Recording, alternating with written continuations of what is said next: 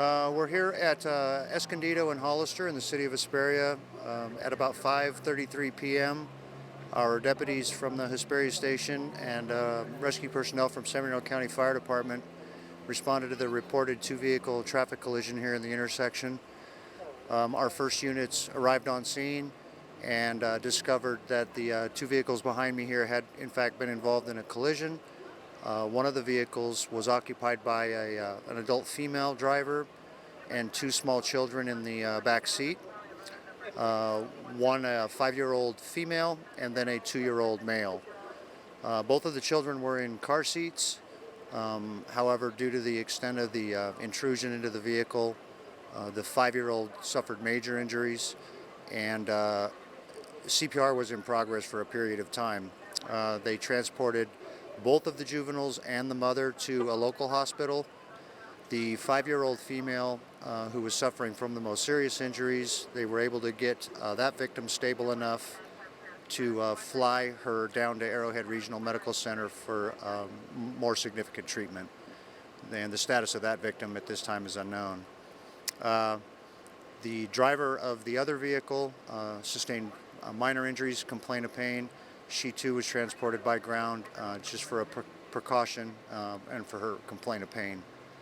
The investigators determined that the vehicles behind me, one of the vehicles was southbound on the one which was occupied by the juveniles and the adult female. They pulled out from the stop sign here on Hollister to go southbound onto, to go northbound onto Escondido from Hollister, and the white car was southbound on Escondido at that time. Was unable to stop and hit the driver's side of the other car. Both vehicles came to rest here in the intersection, and that's where we're at there. Due to the extent of the injuries of the juvenile victim, the Hesperia Station Major Accident Investigation Team responded, and we're here just to document the scene, conduct some interviews, and we'll wait and see the status of that victim at a later time tonight. Escondido here will be closed for a couple of hours while we process the scene and then remove the cars from the roadway. Both drivers were cooperative with us at the time of the initial investigation, and the deputies are still trying to figure out exactly speeds. We don't suspect alcohol is a factor at this time, but of course toxicology will show that at a later time.